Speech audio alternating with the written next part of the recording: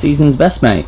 Yeah. You know, it's been a great season for me so far. A bit of a slow start, but we're getting into a position where I feel very confident. You know, it's going to be hard. It's going to be a really hard race, but hopefully a very entertaining one for people to watch. You know, my body feels great. I'm feeling very confident going into tomorrow, but I have a massive respect for how difficult this is going to be. So. I'm sorry, 9:20 local. But thank you for flying with us this afternoon. So we're in London, double date now. Yeah, how's it been? It was reasonably smooth. Today the plan is get hydrated, get something to eat, and then get out there, try and do about 50-55 minutes with some pickups in the middle. It's similar than we've done in pretty much all the races this season. Is I think like 3-4 miles, and then 3 sets of 60 seconds on, 30 seconds on, 15 seconds on, all with the 60-second flow. Kind of get the legs spinning a little bit, try and get the travel out of them, but in general, travel day went to plan, and just trying to make sure that I'm getting accustomed to the time zone as quickly as possible. So we'll do that with meal timing and making sure that we can stay awake today up until probably about 1500 meters, Josh Kerr. And he has the loudest crowd in London. You know, it's been a great season for me so far. A bit of a slow start, but we're getting into a position where I feel very confident. What would satisfy you tomorrow? I'm here to win, number one, but I think I can run pretty fast. So I would say go out, be aggressive, and see what we can come up with. This is a short career, you know. This is a career that I'm not able to do for my whole life, and I have to take advantage of it as much as I can. And so that's where the sacrifices come in, and family comes to me as much as possible. So I've got a lot of family with me this week, and I feel very blessed for that. Yeah, Premeet was great. You know, we've been doing a similar Premeet pretty much every time. I think it will change a little bit when we do 800s and 1500s, and maybe it'll change a little bit for the 5K British Champs. But today we did, I went on the table for a little bit, made sure that my body was moving well. You know, those activation drills are really important to make sure that my body and my legs are ready to get into spikes and ready to sprint and move. I've been doing press conference and kind of all the bullshit that comes with these meets for a couple hours. So getting the body back into running terms is really important. And then from there we did a 30-minute run around the track. Obviously the warm-up track's a Mondo as well, so it feels pretty fast. And from there, a little bit of drill set, and we did our kind of plyos. We do a non-med ball plyo on the road, but we're just priming the body a little bit to sprint and get ready for tomorrow. And then from there, I did a 90-second kind of up tempo with Julian at like 4:40 to 4:45 pace. In spikes, and then a 300 at 46 it ended up being. It's normally meant to be 48, and then a 200 I ran a hard 200 at 23.9, and then some starts. So very basic for me, and a real importance because it allows me to really check into race time and know that my body's then like, okay, we know what we're doing, we're falling back into that mindset, and I'm really excited. Yeah, I think the way that people have done it in the past is like putting a little bit more effort in around the bend or coming down the home stretch to find position, which I'm not opposed to, but I do think like the first 50 meters I can get, if I get a good start, like not forcing the issue too much, but I think the paces are slightly outside of me. And I've texted Brad, I've spoken to Brad a lot about it, I've spoken to Spencer about it, and I told him like I'd much rather than be on the slower end than the fast end. Just don't leave me out to dry in the first 500. And we can always pick it up. So exactly. Yeah, it's kind of my general consensus with them is, the way to do this is evenly, if not negative split, and so it's not really important to be right on the pace for me. Them doing their job is not leaving me out to dry, 55, 59 even, and then like pick it back up and close.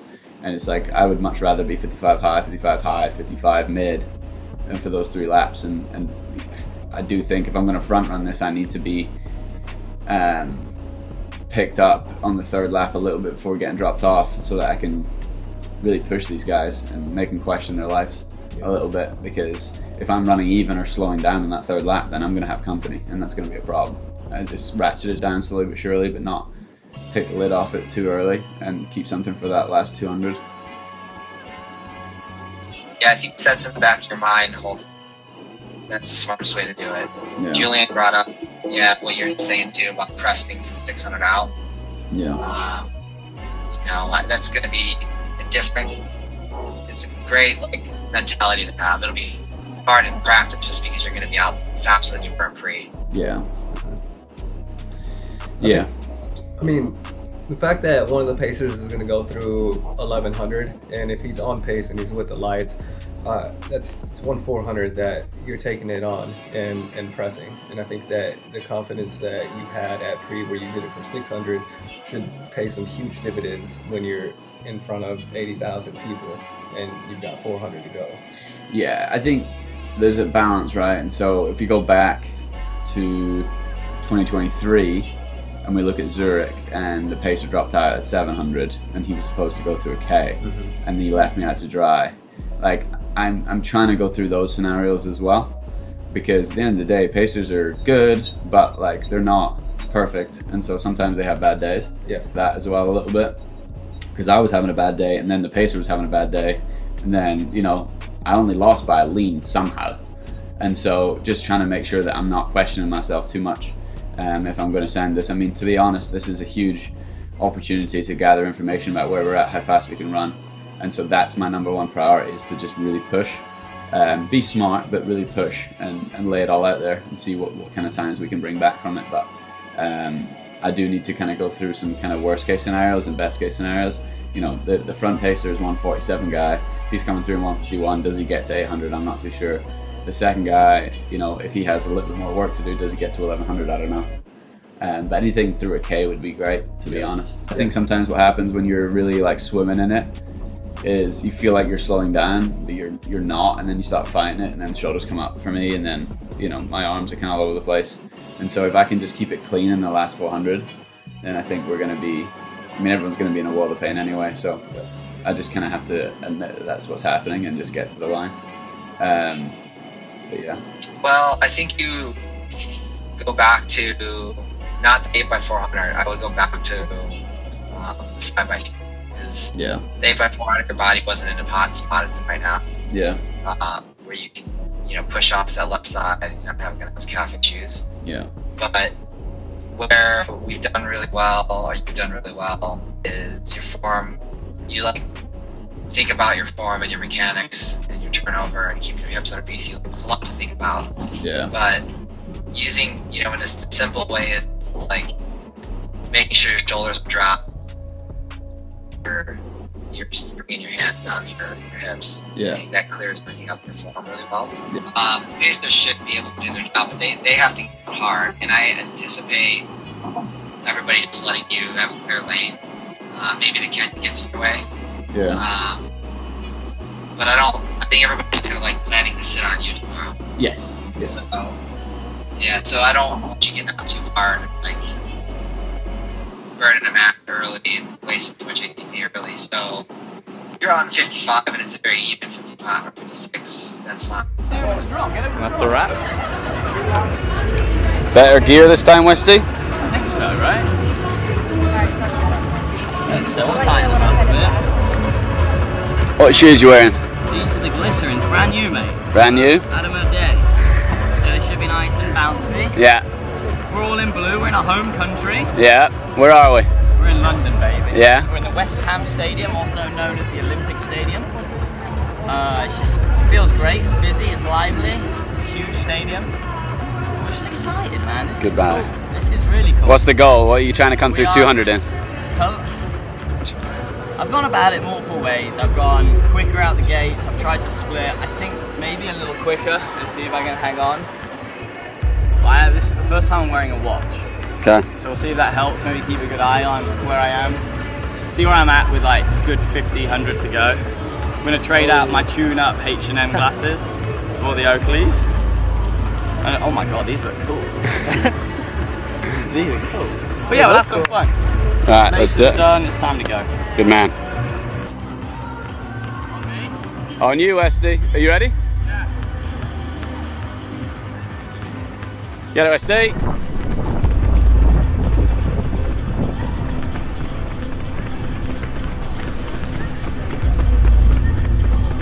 What's he at, Cole?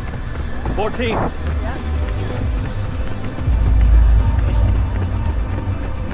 Try and get his 2 split.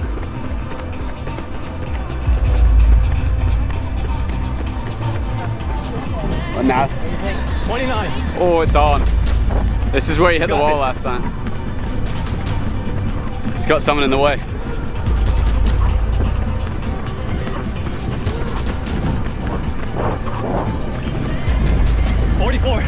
You can do this. You can do it. Come on. You can do it. Fine, do I say? Oh, Westy. Come on.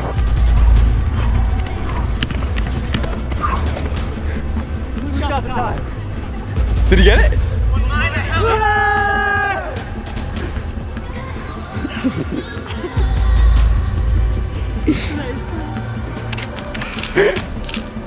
Oh, the crowd goes. Wes, that was awesome, dude. Mate, how did it feel? Felt good. Felt calm. What do you think was what was the factor to this? I was better from 200 to 300. Yeah. I held it together long enough. How did you find the track? Beautiful. Fast. Yeah? Fast? We got PB coming for Crusher, I feel it. Come on the boys.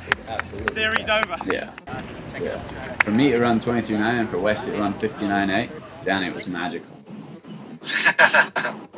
Sub 60 hasn't been accomplished. I will say this: so like the whole meet is like filing into the racetrack, and like people are a little bit on edge, you know, a little bit like antsy. There's no music playing or anything like that, and like Wesley wanted to get his 400 out of the way pretty quick, and I'd done pre-meet on the warm-up track, and so like go off, do you know, Wesley's doing his 400 and stuff, and then he split his own watch, so he realized, and so when we told him, he's like 59.8, Julian's like, fuck yeah, and the whole stadium is just like you could hear a pin drop, and there's like 100 athletes in there, all age and stuff like that, like, well, what the fuck are these guys doing? We were all fired up. We were all pretty fired up about it. It was a pretty funny time. So yeah, I think we're the only ones out here having fun, Danny, to be honest. I love it. Everyone else seems pretty nervous, but We've got some excellent photos of his sub 60 from Mr. Pace. Yeah, Johnny Pace put some work in today. So yeah, I mean, general vibes are good. Track's fast. Stadium sold out. I feel great. So just trying to stay on those tracks and stay disciplined in everything that we're doing. Alright, thanks boys. I'll give you a text when you need anything. See you in a bit. Okay, so I think okay. you know, this is a meet that I've had circled in the calendar for a long time. You know, it's going to be hard. It's going to be a really hard race, but hopefully a very entertaining one for people to watch. You know, my body feels great. I'm feeling very confident going into tomorrow, but I have a massive respect for how difficult this is going to be. So it's a good balance, and you know, having everyone around, you know, having a good time and being surrounded by, you know, family and, you know, my team, I think is really important to me. And, you know, knowing that everyone else is having a good time too. So we're getting fed well, getting videoed well, getting coached well, and getting managed well. So we're in a great spot. So yeah, I think it's time for the staff to call it a day on the work and go and enjoy themselves. But for me, it's time to go to sleep, really.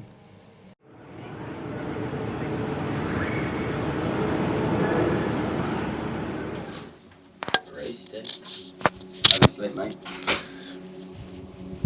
Yeah, good. Just chuck it here, really. Yeah, slept good, actually, really well. Woke up to the beautiful London sunshine and realised I was home, really. So, life is good.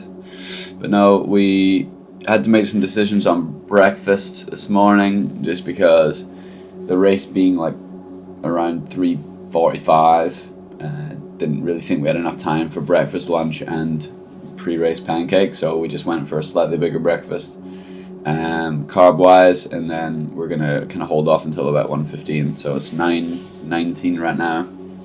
Nailed breakfast, had my hydration stuff, and now gonna sit around for a little bit, have some treatment at 10, shake out at 10:30, and then start getting myself into the mindset. So we have a little bit of time, but yeah, very excited.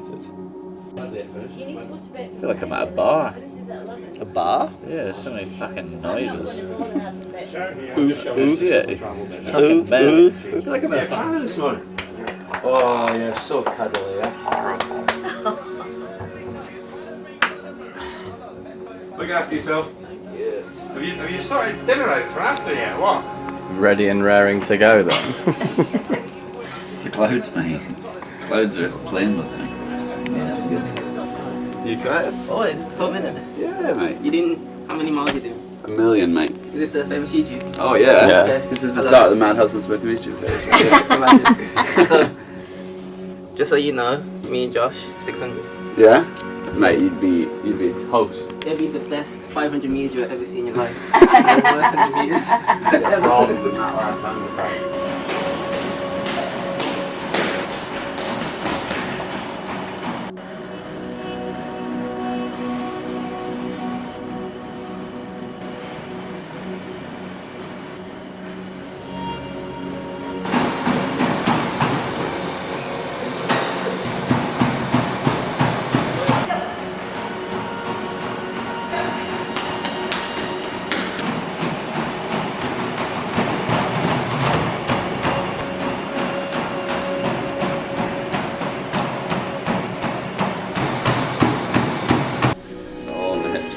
That's all. I'm excited, man. Just need to chill out for a couple hours, some more food, get ourselves ready. Showtime. Yeah. Feeling good, big man? Feeling incredible. Can't get ready without these mini pancakes. No, man, pancakes are electric, huh? Never have a real pancake ever again. Pre-race prediction. Pre-race prediction? Yeah, let's get a pre-race prediction. Win 3:27.5. Which would be a PB. Would be a PB. That would be good. I would be happy with that. Anything under 3:27.8 I'd be happy with. Anything under 3:28 would be a good day. Anything under 3:29, it's okay. So. So we need a good day. We want a good day. We're gonna have a good day. We're gonna have a good day, mate. Continental hat on.